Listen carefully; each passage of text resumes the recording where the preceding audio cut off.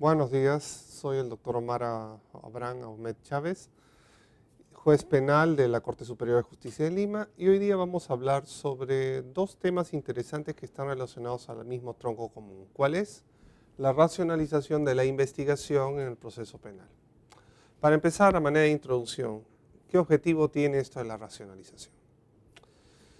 Hace años vi una noticia, un periódico local, en el cual comunicaban la productividad de una institución pública, en este caso de la policía, en el cual comunicaban que habían hecho en un mes más de 300 denuncias penales. Esto me quedó alarmado y analizado, porque si eran 300 denuncias, ¿cómo podía darse el tiempo todo el personal, llámese fiscales, personal del juzgado, para poder solucionar y resolver esos conflictos de esas denuncias? Pongamos la siguiente situación. De esas 300 denuncias, posiblemente 299 sean sentencias condenatorias, pero basta una que no se haya podido resolver oportunamente. Pero de esas 300 denuncias, 299 denuncias sean de delitos tan sencillos como es manejar en estado de ebriedad o, por ejemplo, delitos de daños por montos menores. Y la única denuncia que no ha tenido la cobija y la adecuada dedicación por parte de la Fiscalía como del Poder Judicial, puede ser solamente una. ¿Cuál es? Tráfico de ilícito de drogas en organizaciones internacionales. A veces la cantidad no significa rendimiento o productividad, y tenemos que seleccionar que muchas veces lo que se exige en productividad jurisdiccional tiene que ser la calidad de lo que se resuelve, y eso está relacionado por la trascendencia del conflicto o delito que se quiere investigar o juzgar. Posiblemente estas 299 en cantidad generan aparentemente con comillas, mucha productividad, pero en el fondo estamos viendo de que deja de lado un delito, un solo delito, pero que genera mayor preocupación para la sociedad, como puede ser el tráfico ilícito de drogas. Frente a esa situación, varios especialistas consideran de que no todo delito que se investigue necesariamente tiene que ser juzgado, ni mucho menos sentenciado, sino seleccionar los delitos que realmente generan un peligro para la sociedad y que merecen por consiguiente una sanción o una respuesta del juez penal. Muy bien, esa racionalización de la investigación tiene tres elementos. Uno, el principio de oportunidad que nosotros conocemos y que lo vamos a analizar ahora. Los acuerdos reparatorios, que forman parte de una rama del principio de oportunidad, y otra institución que recién está poniéndose muy en boga en nuestro sistema bajo el modelo mixto de un modelo italiano y el modelo norteamericano, que es la terminación anticipada. Para poder entender el principio de oportunidad y también los acuerdos reparatorios, tenemos que analizar de que esto, más que una norma regulada en el Código Procesal Penal, es una institución que parte de una filosofía de derecho. En este caso, esta filosofía se expresa en la justicia restaurativa, un movimiento en el cual exige cambios en el sentido de que no solamente el Estado tiene que buscar la represión ante un delito, sino buscar más bien, en vez de la sanción o el castigo, la solución real a los intereses de la víctima y el agresor. Para que entiendan un poco esta filosofía de la justicia restaurativa, que en estos últimos 10 años está poniéndose muy en boga y que se está también teniendo mucha influencia en nuestro país, les voy a poner un ejemplo. Hace meses vi una película que trataba de un jubilado que vivía solo, pero que había sido un veterano de guerra. Él tenía como gran tesoro un carro antiguo, pero en buena conservación, que era un Torino de la década de los 70. En ese barrio, la única persona originaria de ese barrio es este anciano. Los demás eran inmigrantes, a los cuales había siempre choques o roces raciales. En una de las situaciones de la escena se ve que había un joven de hijos inmigrantes, que es tentado por una pandilla juvenil para que se inicie en esa pandilla. Y uno de los sacrificios que tenía que hacer era robar ese Torino de ese anciano. Se ve en la película que este joven intenta hurtar este carro, este Torino Ford, y posteriormente, en ese momento, el anciano lo descubre. Lo descubre y con una pistola que él tenía escondida, lo amenaza y el joven huye. Posteriormente, los padres de este chico van donde el anciano pidiéndole disculpas. El anciano le dice no quiere saber nada del joven, pero los ancianos le insisten en pedir disculpas, porque lo que había cometido su hijo no solamente había sido un deshonor para él, sino que ese crimen o ese delito era un deshonor para toda la familia. Y dentro de sus tradiciones, consideraba que el chico, para poder reivindicarse y recuperar su honor, tenía que realizar durante toda una semana un trabajo o trabajos que le asignara el anciano. En ese momento el señor no entendía y aún así le insistió que se retirase. En ese momento el joven que había cometido el crimen se sintió liberado y dijo, muy bien, si el señor no quiere que yo lo atienda, mejor para mí. Pero en ese momento los padres comienzan a gritarle, a llamarle la atención y el señor, para evitar más escándalo, le dice, muy bien, lo voy a aceptar, pero se va a poner a mis condiciones. En la película se ve que durante toda la semana el joven comienza a hacer trabajos, a enseñarle, el anciano le comienza a enseñar trabajos, por ejemplo, de carpintería, de pintura, y entre ellos se comienza a establecer un lazo de amistad entre maestro y discípulo. Bueno, la trama de la película pasa en muchas escenas, en las cuales en esas escenas pasan desafíos, experiencias juntos, y llega a fortalecer la amistad. Posteriormente, en un accidente, este anciano muere, y en el testamento se ve al final de la película de que ese Torino Ford, en vez de legarlo a su nieta, que era en la película se ve que era una nieta interesada y que nunca había visitado a su abuelo, ese Ford al final lo lega a este joven que inicialmente le había hurtado.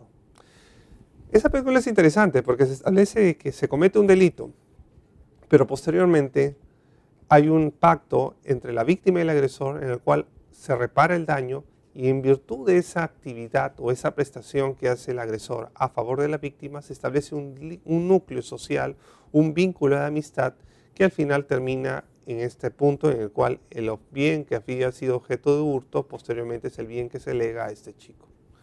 Tomando en cuenta ese elemento, la justicia restaurativa busca eso,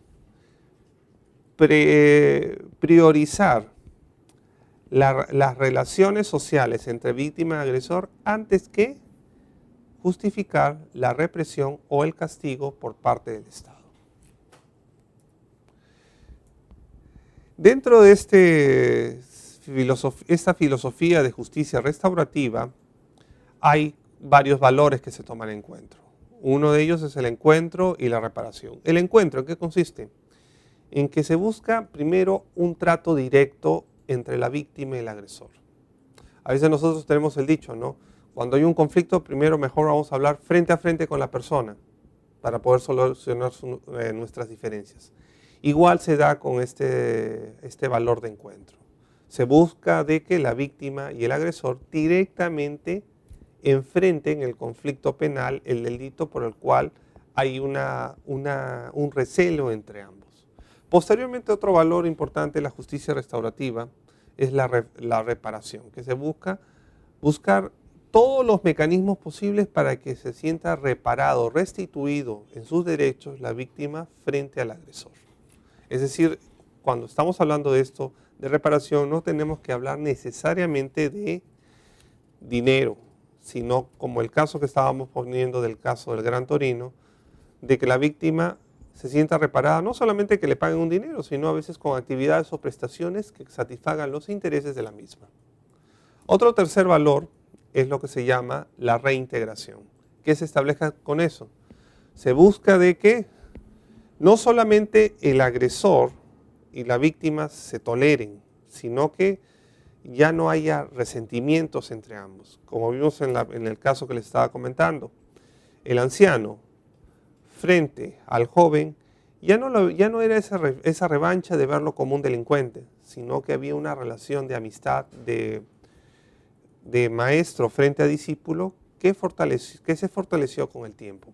Algo similar se busca con la reintegración. Se busca de que ese resentimiento, ese sentimiento de revancha, de venganza que hay entre la víctima y el agresor desaparezca. Y por último tenemos lo que se llama la participación o inclusión, que se busca que en la decisión que tomen ya no lo diga el juez o el fiscal, sino que la decisión parta directamente de la iniciativa de la víctima y el agresor. ¿Por qué? Porque lo que se busca es satisfacer los intereses de ellos y no del Estado. Tomando en cuenta estos valores de justicia restaurativa, hay varios modelos de prácticas restaurativas. Tenemos, por ejemplo, los programas de reconciliación de víctima y ofensor que funcionan en Estados Unidos y en Canadá. La mediación penal desarrollada en Europa, de la cual nosotros somos tributarios. Las conferencias de grupo familiar en Nueva Zelanda, que se conoce como el Te Whanau-Awina. Las conferencias comunitarias en Australia, que tienen influencia al Te Whanau-Awina de Nueva Zelanda. Y los paneles juveniles o talleres de trabajo que fomentan en Estados Unidos e Inglaterra.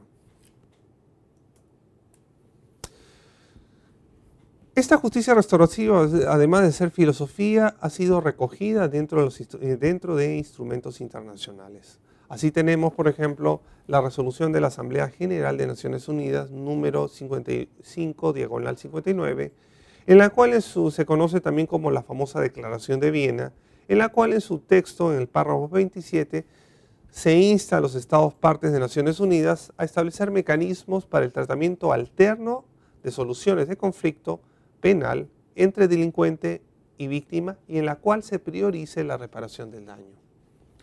Bajo estos instrumentos internacionales recogidos por Naciones Unidas, este texto que se conoce como la Declaración de Viena, los Estados miembros se comprometían a que periódicamente informaran a la Secretaría del Consejo Económico de Naciones Unidas sobre el avance legislativo sobre cómo se estaba incorporando o institucionalizando la justicia restaurativa dentro de la legislación penal.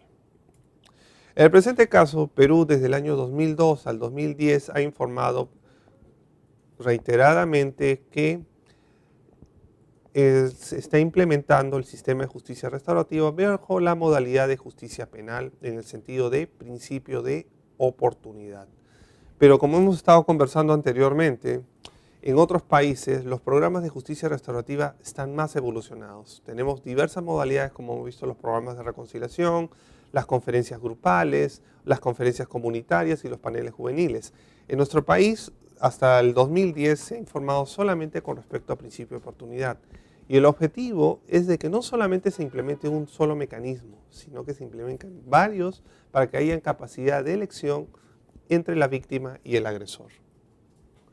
Pero en todo caso, vamos a analizar el principio de oportunidad, que es la institución que se inspira en este modelo de justicia restaurativa y que ha sido recogido por nuestro Código Procesal Penal.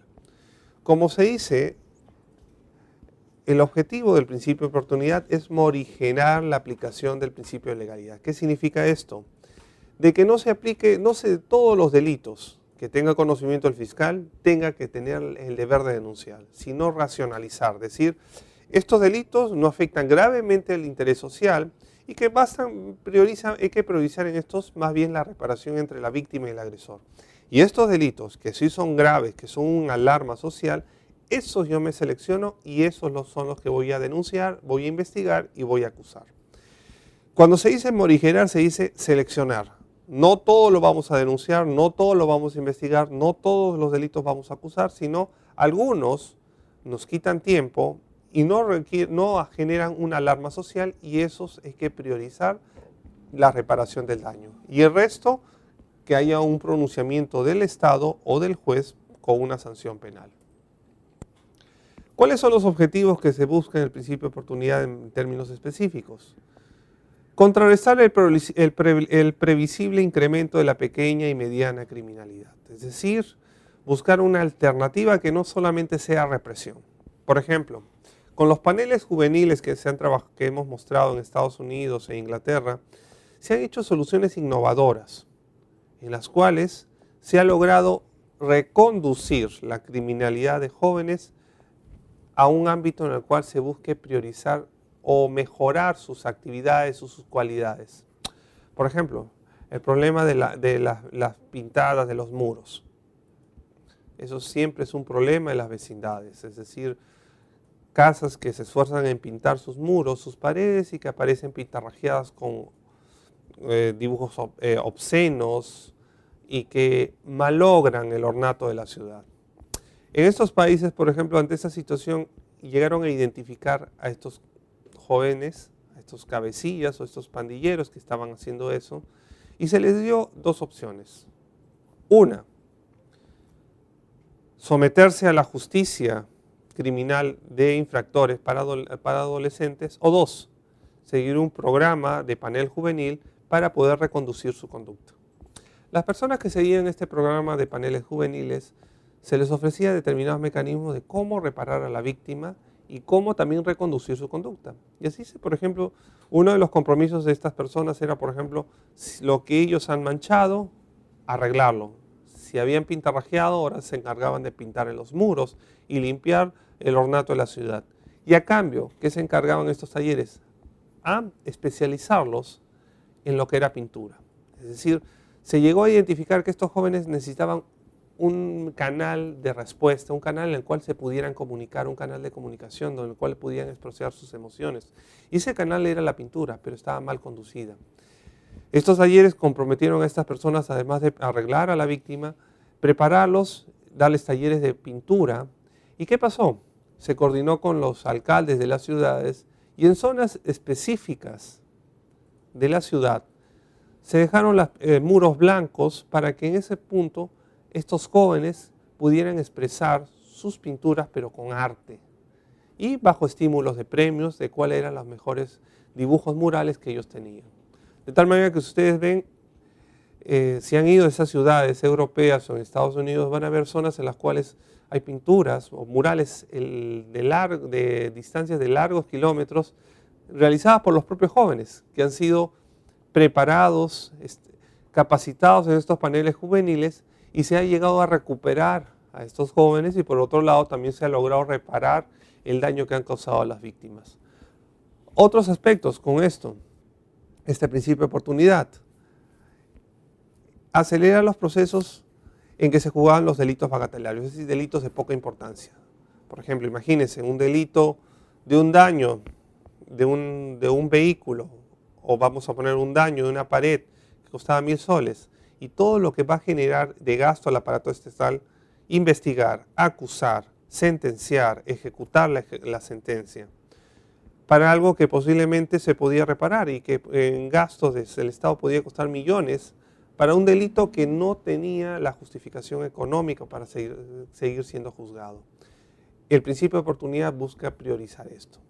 Se deja de lado delitos bagatelarios que pueden tener una salida de solución al conflicto más eficaz para concentrarse, como hemos reiterado, en delitos graves y que generan un gran peligro o alarma social. Por último, ser un instrumento descriminalizador. La filosofía de la justicia restaurativa, ¿qué es? Es de que el agresor, al ser incluido por la víctima en la sociedad, ya no haya un espíritu de revancha, ya no sea etiquetado como un criminal, sino que pueda recuperar su honor, el respeto tanto de la víctima como de la sociedad. Pero si una persona es condenada, vamos a poner, aunque sea condena condicional, es decir, una pena suspendida, ¿qué va a generar? El etiquetamiento que esta persona es criminal. ¿Por qué? Porque esta persona va a tener un antecedente penal, un récord criminal, y por lo tanto cualquier oportunidad laboral va a ser manchada o marcada por ese antecedente penal.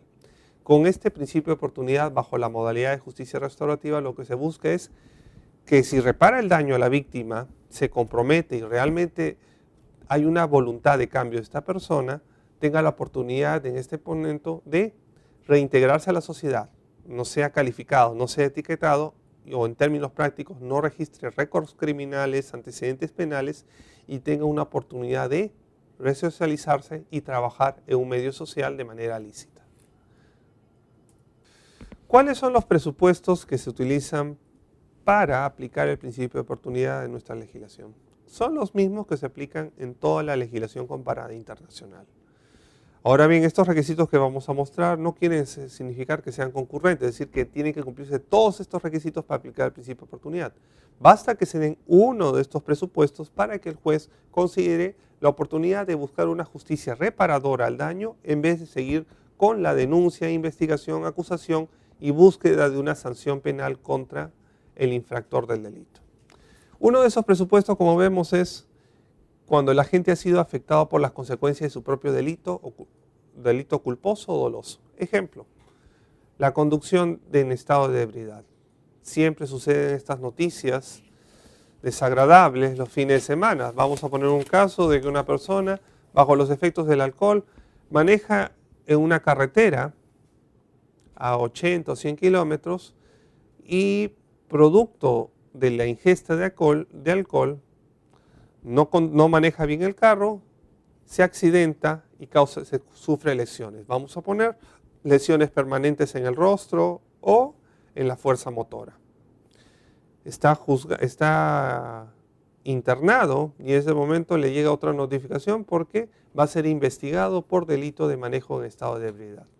La pregunta es, ¿ya no recibió ya el castigo suficiente de tener lesiones permanentes en su cuerpo?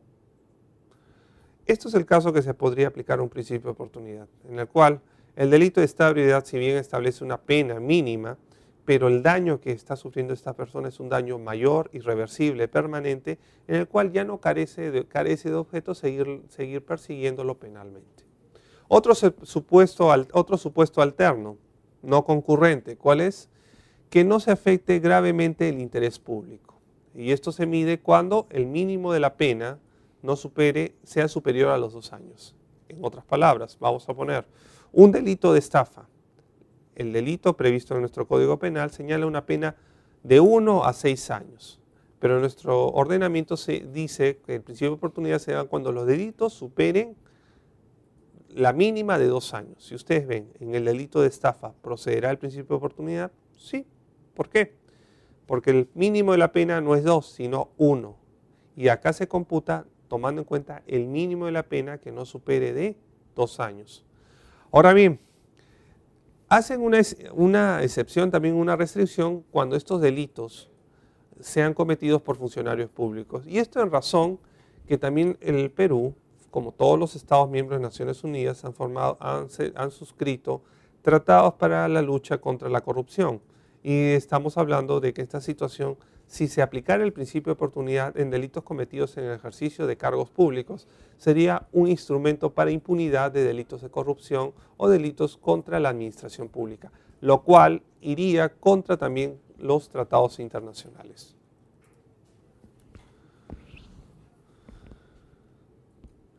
Otro elemento que se toma en cuenta es que haya un elemento atenuante de la responsabilidad. Por ejemplo, vamos a poner que se haya cometido un delito de lesiones por equivocación.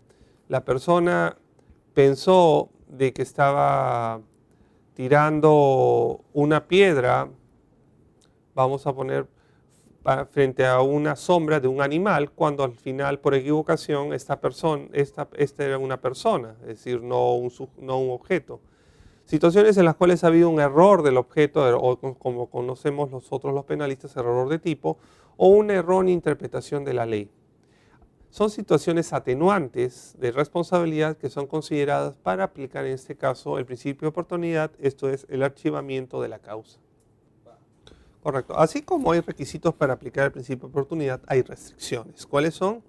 Que este delito no afecte gravemente el interés público. Por ejemplo, esto no podría aplicarse el principio de oportunidad para delitos en los cuales se haya comprobado la responsabilidad de organizaciones delictivas, bandas criminales, o también, como hemos conversado, no se puede cometer este delito cuando sean cometidos por funcionarios públicos, porque como hemos conversado, iría contra los tratados internacionales que luchan contra la corrupción estatal.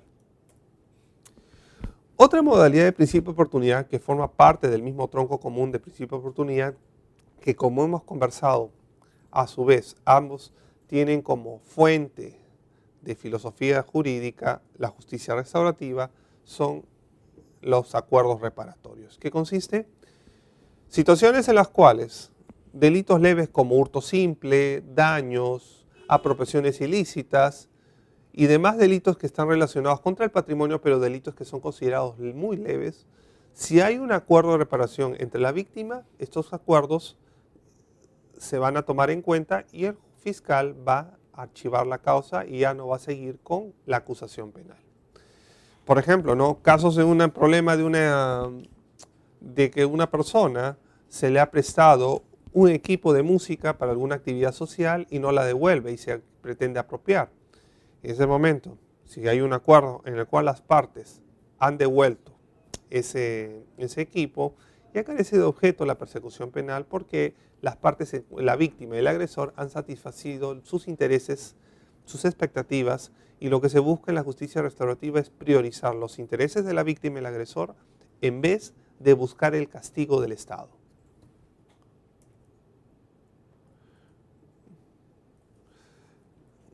El tema de discusión con respecto a los acuerdos reparatorios se dan en situaciones en las cuales a veces la solución no se expresa necesariamente en pago en dinero. ¿Por qué? Porque el ordenamiento procesal penal hace referencia respecto al acuerdo de reparación con respecto a acuerdos de pago de dinero. Y entonces a veces hay una interpretación errónea, en mi opinión personal, de que necesariamente para que haya un acuerdo reparatorio para aplicar el principio de oportunidad, siempre tiene que haber un acuerdo entre la víctima y el agresor de un pago de una suma de dinero. En mi opinión personal, ese acuerdo, ese pago de dinero como acuerdo debe ser considerado de manera referencial. ¿Por qué? Porque cuando hemos conversado de los valores de la justicia restaurativa, del cual se inspira la estructura del principio de oportunidad, establece que la reparación no necesariamente tiene que ser suma de dinero, sino cualquier tipo de prestación que haga la víctima para reparar el daño y para que haya una reconciliación, es decir, ya no hay ningún ánimo revanchista entre víctima y agresor, y la reintegración social del agresor dentro del medio social.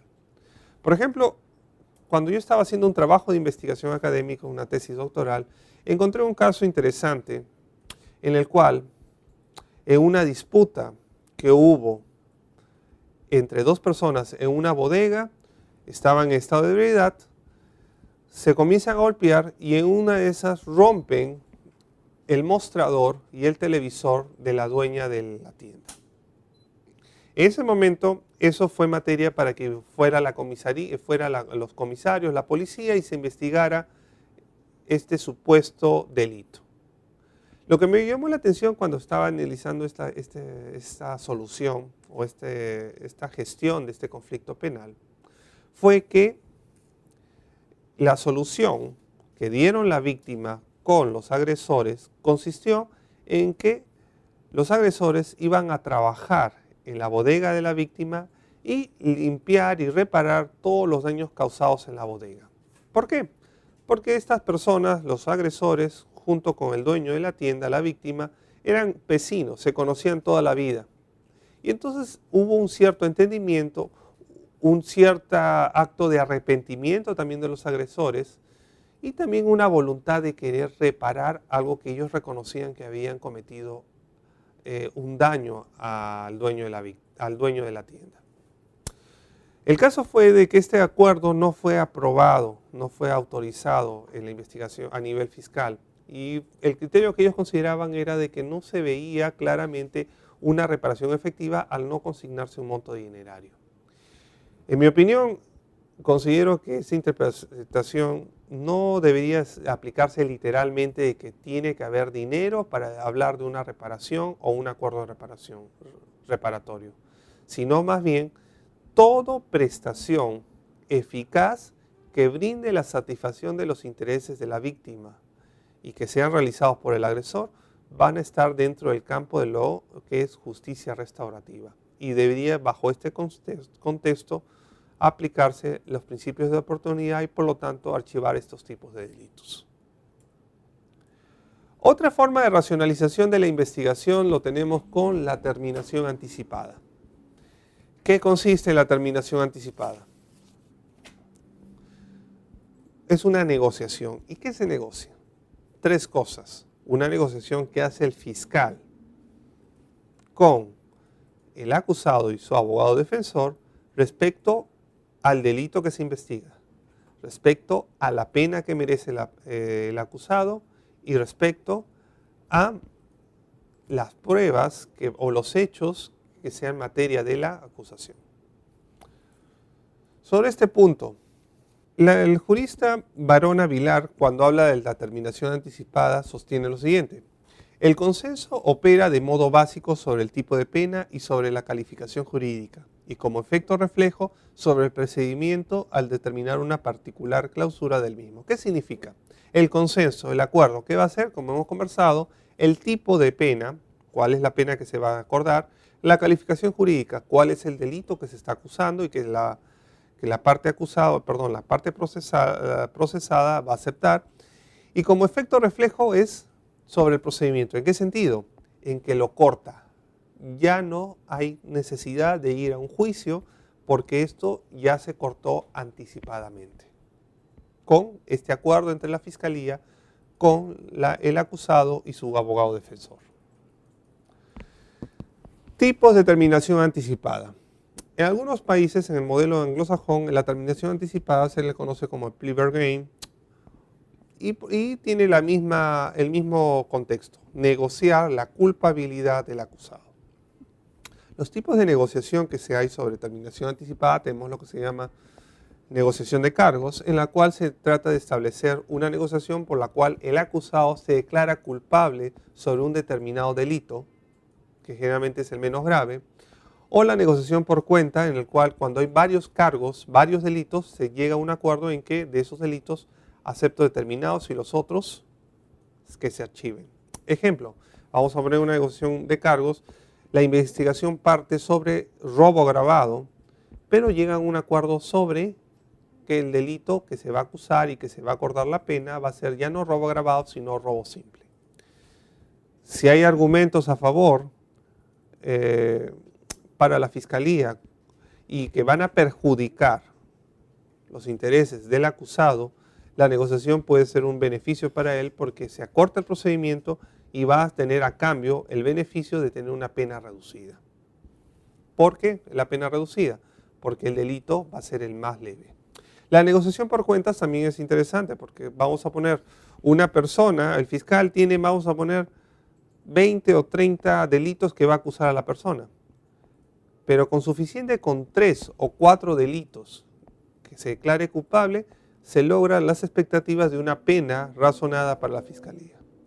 Si el acusado acepta eso, se logra también archivar el proceso y evitar el exceso de carga de seguir investigando todos los delitos que se han acumulado contra el acusado. Otra modalidad de terminación anticipada o plea bargain es lo que se conoce como la negociación de sentencia o en términos sencillos lo que es negociación de pena. Es decir, acá ya no se negocia si se va a declarar culpable por un delito agravado o un delito básico.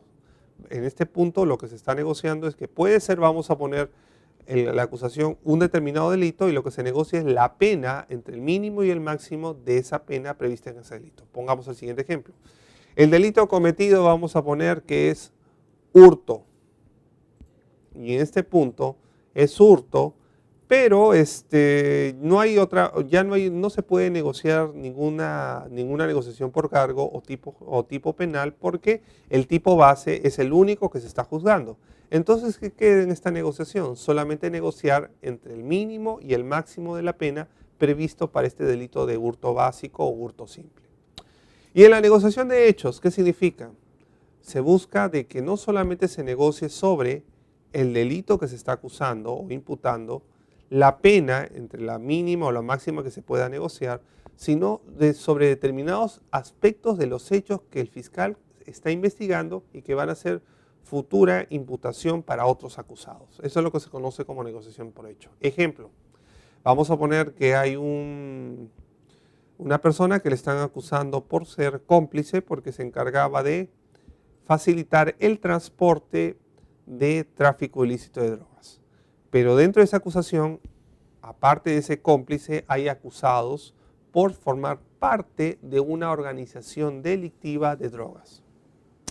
El tema central o el tema del caso de la Fiscalía es cómo probar el nexo entre la organización con las personas que facilitan el transporte.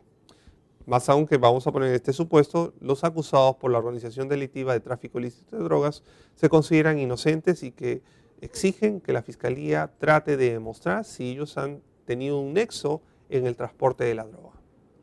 En este punto, ¿cómo manejaría la estrategia de la Fiscalía? Podría establecer lo que se llama negociación de hechos. En otras palabras, negociar con el transportista o el que ha facilitado el transporte.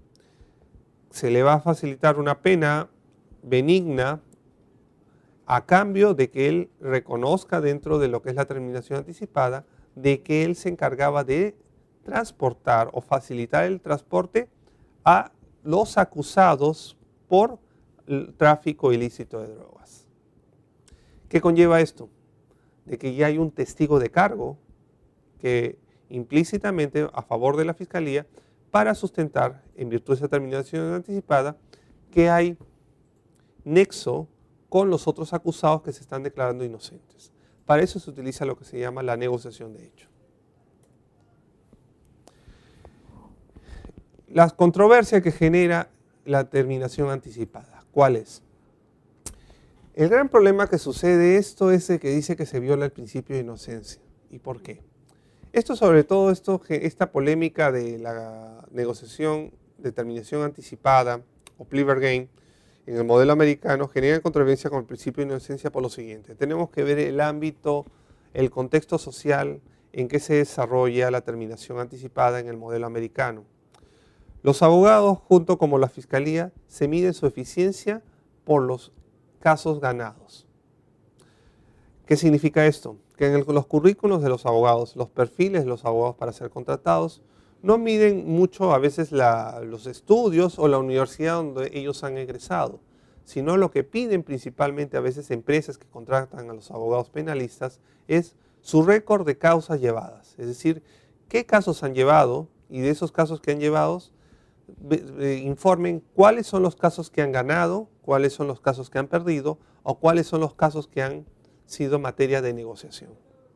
Por ejemplo, si un abogado ha tenido 27 casos, pero presenta su currículum y de esos 27 casos, 26 casos ha perdido y uno vamos a poner ha ganado, ya genera temor para la empresa, porque el perfil que ha demostrado es que es un abogado que no da resultados en un proceso penal. En cambio, otro abogado, vamos a poner, ha tenido igual 27 casos, pero esos 27 casos, 20 ha ganado, 7 han sido materia de negociación con la Fiscalía y 0 derrotas, 0 casos que ha perdido. Esto va a conllevar la confianza del cliente en el modelo americano y ese abogado va a ser rápidamente requerido o escogido para ser contratado para otras defensas. Bajo este contexto, ¿qué conlleva? Que haya la presión tanto de la Fiscalía como de los abogados defensores en no tener marcados o tener un estigma de haber perdido un caso, porque eso perjudica su récord de eficiencia cuando quieran presentar sus currículos frente a otros clientes. Frente a esa situación, es que cuando los casos están muy complejos o hay una dificultad de seguir llevando el caso por parte de la Fiscalía, es que opta siempre por una negociación. Y por otro lado, cuando la defensa también considera de que también el caso está a 50%, es decir, que no hay una certeza de que va a ganar el caso en el juicio, coincide con la Fiscalía en llegar a un acuerdo, con lo cual ambas partes, tanto Fiscalía como abogado defensor, van a evitar tener un récord negativo de casos perdidos, si es que quieren presentar su currículum a otros clientes que quieren ser contratados por ellos. Frente a eso, por ejemplo, vi una película hace un año y medio que hablaba sobre el problema de la inocencia, en el cual era de un abogado exitoso, que defendía a cualquier persona siempre y cuando le pague sus honorarios. Pero también, por otro lado, esta persona siempre se cuidaba en nunca perder los casos, porque eso le garantizaba de que siempre tuviera clientes a quienes defender. Y se ve en la trama que lo contratan por un caso de una supuesta lesión e intento de asesinato contra una prostituta. Pero a medida que va analizando el caso y va viendo los antecedentes de su acusado, va advirtiendo de que esta persona estuvo en hechos que estuvieron relacionados con otro cliente anterior. Y entonces en la película se ve un recuerdo que hace el abogado con otro cliente anterior, en el cual se entrevista con él y le dice que la fiscalía tiene muchas pruebas y que no está seguro en poder ganar el caso. Y entonces le exige al procesado, de que acepte la negociación con la fiscalía.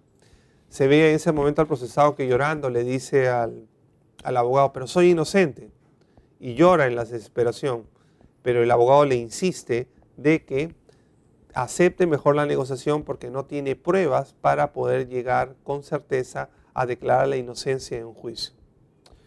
Entonces, posteriormente en la película se demuestra de que su último defendido había sido el autor del crimen por el cual en otro caso anterior, lo habían declarado culpable a un defendido anterior y del cual estaba purgando una pena. Al final, claro, hay un final feliz porque las películas tienen que tener final feliz para poder verlas. Y en esa película al final se demuestra de que la inocencia del primer defendido y posteriormente hay una sentencia y una pena contra su último defendido. Pero lo que yo quiero analizar es que estos son películas, pero en la vida real muchas veces hay personas que pueden ser inocentes, pero bajo la presión de éxito que tienen los abogados y fiscalía en el sistema americano, a veces se ven obligados contra su inocencia a aceptar cargos menores para evitar desprestigiar la imagen de éxito que tiene tanto el abogado defensor y la fiscalía cuando quieran presentar sus currículos. Pero bueno, vamos a ver entonces los modelos comparados de terminación anticipada. El primero de ellos es el que se aplica, el plea bargain, que se aplica en Estados Unidos, plea bargaining, en el cual, como hemos conversado, las negociaciones son abiertas.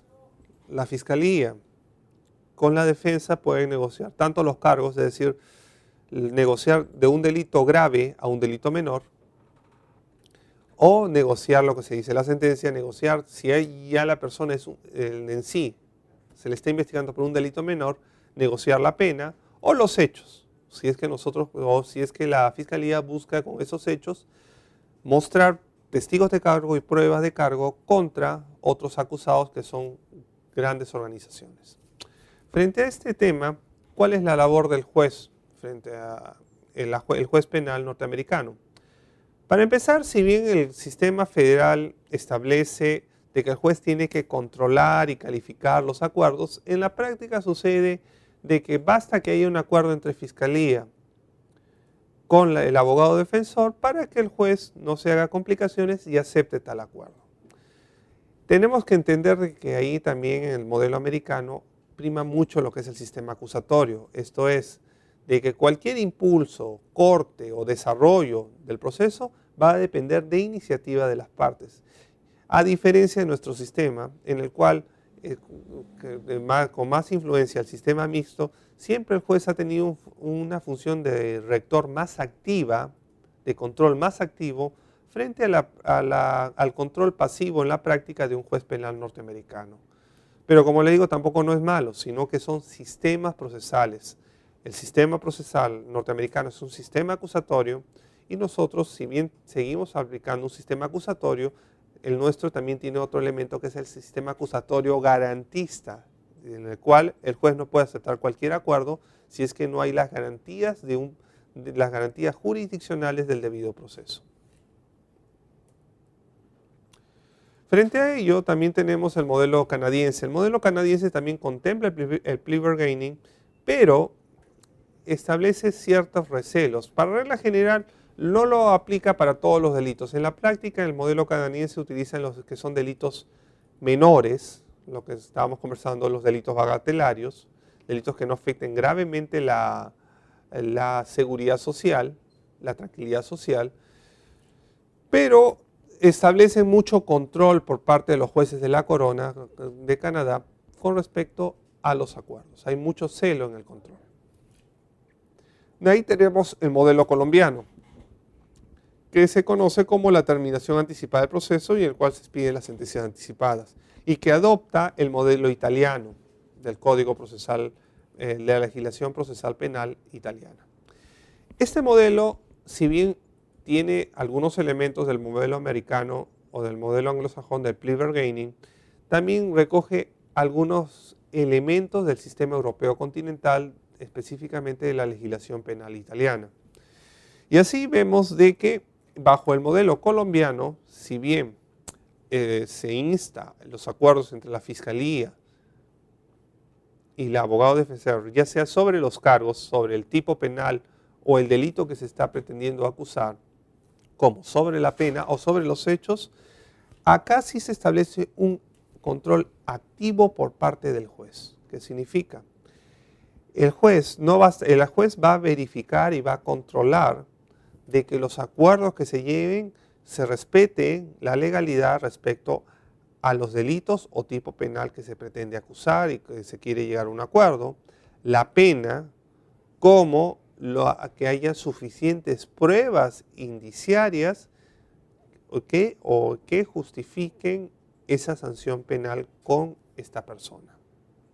Vamos a poner el siguiente caso para que entiendan un poco el modelo colombiano.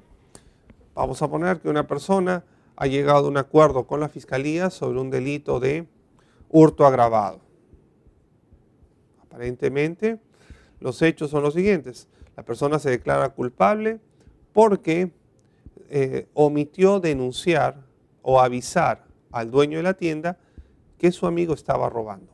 Es decir, él en ningún momento supo que su amigo estaba robando, en ese momento hurtando. Pero cuando su amigo comienza a cometer el hurto sin su conocimiento, él se queda callado y no dice nada al dueño de la tienda. Posteriormente son aprehendidos. Y él insiste en esto: me declaro culpable porque yo solamente vi que estaban hurtando, yo no sabía, y me declaro culpable porque no le avisé al dueño de la tienda lo que estaba haciendo mi amigo.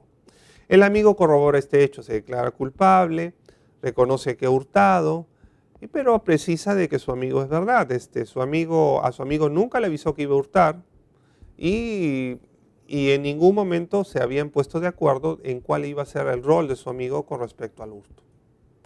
Pero vamos a poner, la Fiscalía con la defensa han llegado a un acuerdo con respecto a este amigo. ¿Cuál es su culpabilidad?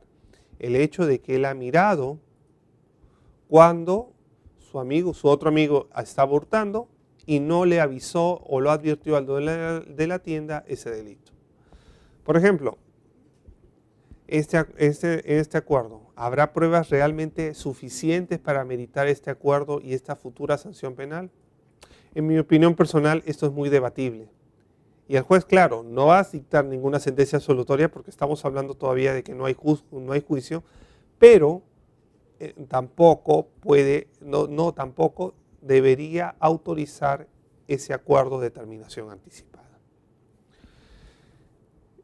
Este modelo colombiano también establece un beneficio penal premial. ¿En qué consiste? Si se llega a un acuerdo entre el fiscal con la defensa con respecto, vamos a poner, al delito, a la pena y a los hechos, que hayan hechos y hayan pruebas indiciarias suficientes para acreditarlos, hay un beneficio de que por ese acuerdo hay una rebaja de la pena de la sexta parte de la misma.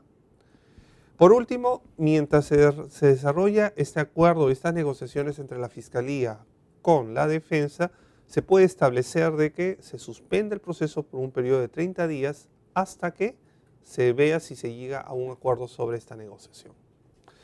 ¿Cuál es la ventaja de esta terminación? Como dijimos, racionaliza la investigación. Se evita seguir en un juicio innecesariamente, y por otro lado también se logra la satisfacción de una pretensión punitiva del Estado. Pero en este modelo colombiano, a diferencia del modelo norteamericano, acá el control del juez a este acuerdo es un control activo. Quiero hacer la aclaración que cuando hablamos de este control respecto al acuerdo, el juez todavía no está en la facultad de sentenciar. Estamos hablando de una etapa de investigación preparatoria en la cual todavía no hay control de acusación, no hay juicio, y la función del juez es expedir una resolución interlocutoria. ¿Qué significa? Una resolución que aprueba un acuerdo si se dan los presupuestos, pero todavía no está en condiciones de expedir una sentencia de fondo. Ejemplo para que me entiendan. Vamos a poner que la Fiscalía con el abogado defensor y el acusado llegan a un acuerdo con respecto a un delito, vamos a poner, de apropiación ilícita. Y en el acuerdo de apropiación ilícita acuerdan una negociación de pena de 3 años de pena privativa de la libertad efectiva que se va a ejecutar. Pero para el juez vamos a poner, hay elementos para que esta pena sea suspendida. ¿Lo podrá hacer en la resolución que apruebe este acuerdo? La respuesta es no. ¿Por qué? Porque estamos hablando de una resolución interlocutoria, no una resolución de fondo. ¿Qué significa? Una resolución que se va a limitar a aprobar o desaprobar este acuerdo, pero no modificar o dictar medidas sustitutivas penales porque todavía no hay un juzgamiento ni hay una etapa decisoria en la cual se puede pedir una resolución de fondo. Tomando en cuenta estos elementos que establece la terminación anticipada del modelo colombiano, nuestro Código Procesal Penal, que también tiene influencia del modelo colombiano y también de la legislación procesal penal italiana, recoge el mismo criterio de regulación de estas legislaciones que antes referidas. También establece de que la negociación puede ser sobre tipo penal, cargos, sobre sentencias, sobre pena y que sobre hechos y que hayan elementos indiciarios o elementos o actos de investigación suficientes que puedan corroborar los hechos que están acordándose y de los cuales se está acordando la pena como el delito. En otras palabras, bajo el modelo peruano, el control que va a hacer el juez peruano con respecto a la terminación anticipada va a tener 3 planos diferentes. 1, con respecto al ámbito de tipicidad o calificación jurídica. 2, el ámbito de legalidad de la pena. Y 3, con respecto a la exigencia de actividad indiciaria suficiente. Con respecto al ámbito de la tipicidad, ¿qué significa? La Fiscalía con la defensa puede negociar sobre el tipo penal o el delito que se está investigando, pero eso no significa que el acuerdo que lleven necesariamente el juez lo va a aprobar o autorizar. Pongamos el ejemplo. Vamos a poner que la investigación preparatoria era por delito de robo agravado, pero la Fiscalía con la defensa llega a un acuerdo de que el delito con el cual quiere condenar no va a ser robo agravado, sino delito de hurto agravado. Pero en la investigación preparatoria se advierte que el acusado causó lesiones físicas, desfiguración en la cara al agraviado para sustraerle su dinero. Conforme a la legislación penal, cuando un delito de sustracción de bienes ajenos se produce violencia o lesiones a la víctima, eso es un delito de robo agravado. Si la sustracción es sin violencia, sin amenazas, sin lesiones, estaríamos hablando de un delito de hurto. En el presente caso, si la Fiscalía, por ejemplo, ficticiamente llega a un acuerdo en el cual, pese a que ha habido desfiguración a la víctima para sustraerle su dinero, se quiere acusar o se quiere llegar a un acuerdo por un delito de hurto agravado y no de robo agravado, ¿el juez estará en la obligación de aceptar ese acuerdo? No. La respuesta es que no, porque estamos hablando de que estaría contrario a la legalidad de esta calificación jurídica. Segundo, el ámbito de legalidad de la pena, que establece de que también se va a establecer de que hay una correspondencia entre la pena negociada con la pena prevista por el delito. Pongamos, si la pena, vamos a poner un delito, es un delito agravado, que la pena tiene no menor de 6 años a 10 años, y la Fiscalía, junto con el abogado defensor, llega a una negociación que por ese delito, que tiene una pena no menor de 6 años ni mayor de 10 años, llega a una negociación que el delito tiene que ser sancionado con una pena de 4 años. ¿El juez está obligado a aceptar ese acuerdo entre la Fiscalía y la defensa? La respuesta también es no. ¿Por qué? Porque ese acuerdo negociado de la pena iría contrario a la correspondencia que tiene que haber entre la pena con lo previsto por el Código Penal. Otro aspecto importante, y a veces no se toma en cuenta, es de que no solamente se va a ver sobre la pena en la negociación de sentencia o lo que se llama negociación de pena, sino también de las consecuencias accesorias de la pena. ¿Qué cosas estamos hablando? Pongamos, una persona que para cometer un delito de falsificación de documentos o lavado de activos, por poner un ejemplo, utiliza una empresa de fachada con la cual gira los documentos falsificados. En la negociación de la pena, vamos a poner, se llega a una correcta calificación del delito, del tipo penal, una correcta calificación con respecto a la pena, que es la pena que corresponde conforme al Código Penal, a lo mínimo y el máximo, pero vamos a poner de que con respecto a las consecuencias accesorias se establece de que la empresa va a ser suspendida momentáneamente, pero no se va a proceder a la disolución. Y como estamos conversando, esta empresa era una empresa de fachada, se creó con el fin de cometer delitos, es decir, fue un instrumento exclusivo para cometer delitos. El juez podrá autorizar esta negociación para una terminación anticipada. En mi opinión personal consideraría que no. ¿Por qué? Porque si bien ha habido una correcta calificación del tipo penal, una correcta calificación de la pena al acusado, las consecuencias accesorias estarían mal llevadas porque estaríamos hablando de una persona jurídica que no se ha aplicado la sanción debida conforme al Código Penal. Por otro lado, para evitar el problema o la controversia que sucede en el modelo americano en que bajo esta terminación anticipada, ante la presión de los abogados y los fiscales de no perder sus casos y no ser mal vistos en su currículum frente a casos perdidos y que obliga a ellos a, cuando no están seguros de algo, negociar, hay este tercer elemento que también utiliza el modelo colombiano y el modelo italiano, la exigencia de suficiente actividad indiciaria. ¿Qué significa? De que no basta la calificación debida, el tipo penal debido, no basta que la pena guarda de correspondencia con lo que prevé el Código Penal en esas penas para esos delitos, sino que además que esos hechos imputados hayan pruebas actos de investigación suficientes que corroboren indiciariamente ese delito en materia de negociación. Como estábamos conversando, puede haber un caso en el cual la persona se considera culpable, acepta la negociación, pero el juez ve de las pruebas indiciarias que la persona es inocente, o que más bien puede haber elementos de indubio pro reo. ¿Qué hará el juez? ¿Dictará sentencia absolutoria?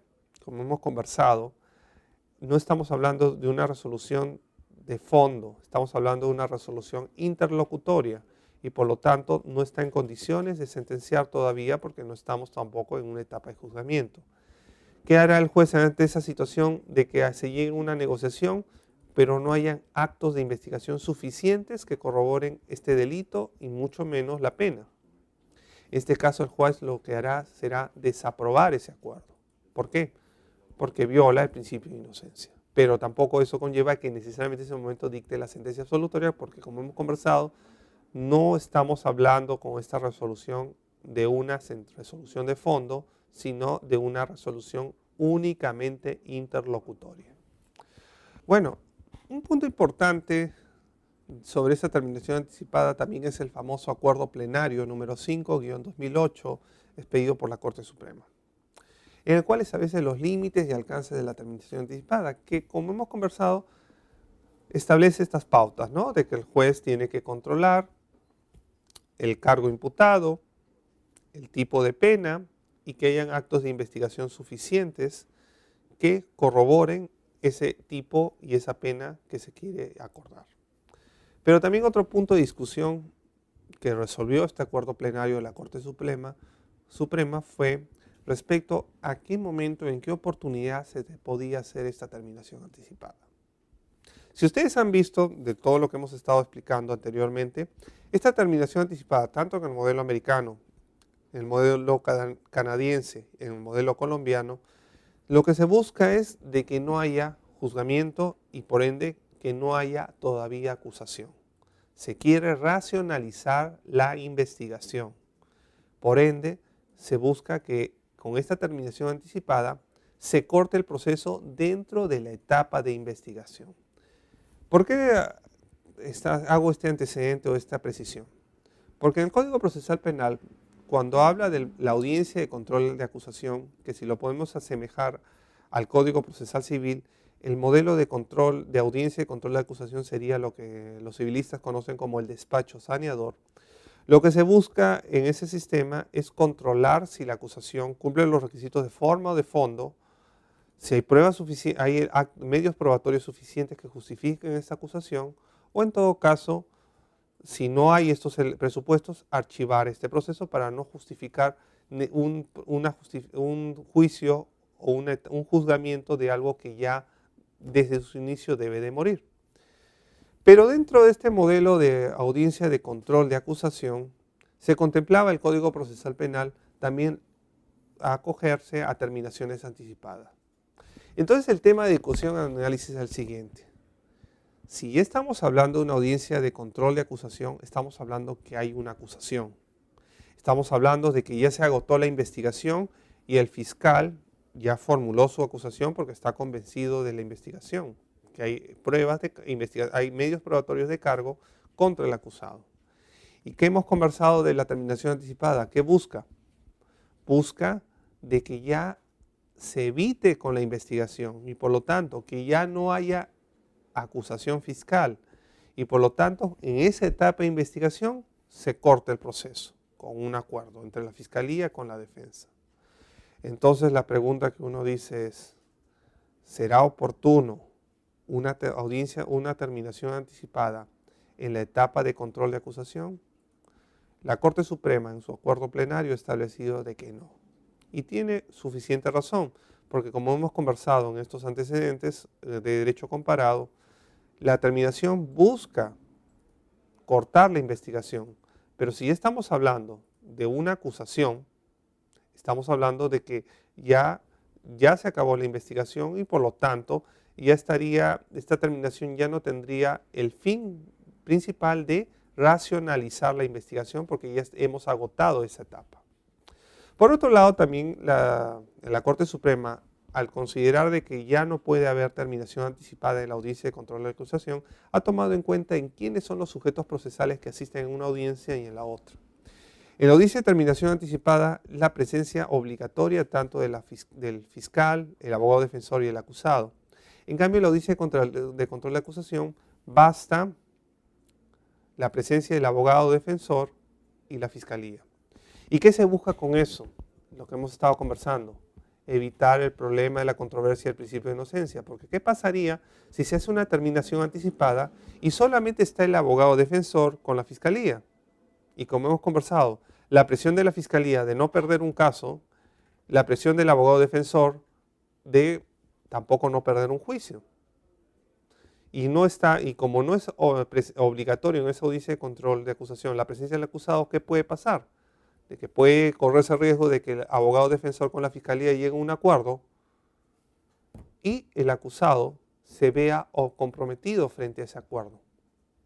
Lo que estábamos conversando en esta película se puede reproducir en esta situación, de que llegue a un acuerdo abogado defensor, abogado de la fiscalía y el acusado insiste en que es inocente, pero se vea presionado emocionalmente ante el acuerdo que ha hecho su defensa con la fiscalía, violándose en muchos casos el principio de inocencia. Para evitar esa situación es de que la Corte Suprema ha dicho lo siguiente: no se dan las mismas garantías. ¿Por qué? Porque en la audiencia de control de acusación no está obligadamente presente el acusado.